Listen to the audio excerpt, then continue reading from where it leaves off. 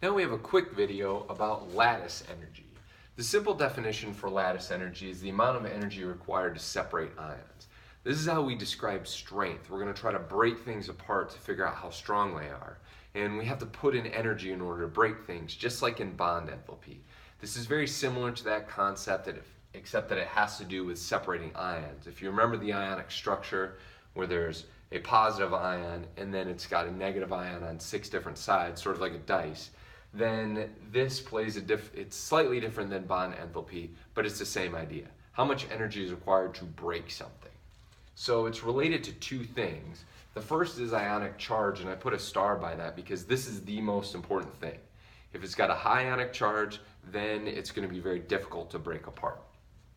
The second is ionic size, or ion size. The smaller the ions, the more strongly they're going to be attracted to each other. And it's kind of hard to think about in terms of something we see in the macroscopic world because it works sort of on a different principle. But if we think about 2 positive ions, and we're going to do a pretty large difference here. We're going to talk about lithium plus, and we're going to talk about rubidium plus. All right?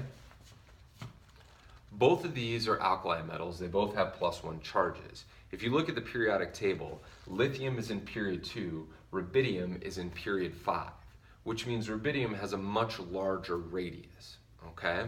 And so if we have lithium, then we have rubidium.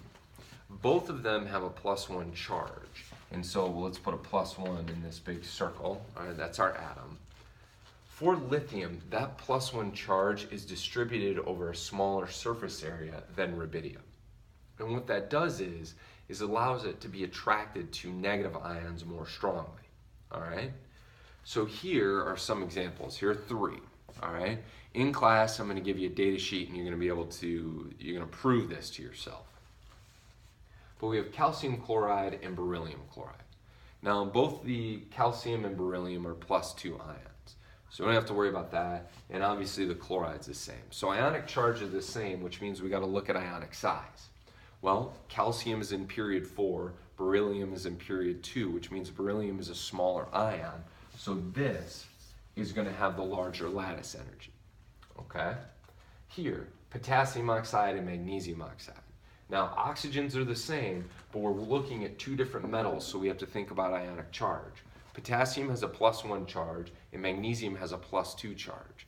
A +2 ion and a -2 ion are going to attract each other much more strongly than a +1 and a -2 ion. Therefore, the larger lattice energy here is magnesium oxide. And as I look at this list, I think I've put them all on the right-hand side. Barium hydroxide, magnesium hydroxide. Both ions have the same charge, so we don't have to worry about that. But if you look at the periodic table, magnesium is in period 3, barium is in period 6. All right? Barium is a much larger ion. Therefore, the larger lattice energy is going to be magnesium hydroxide.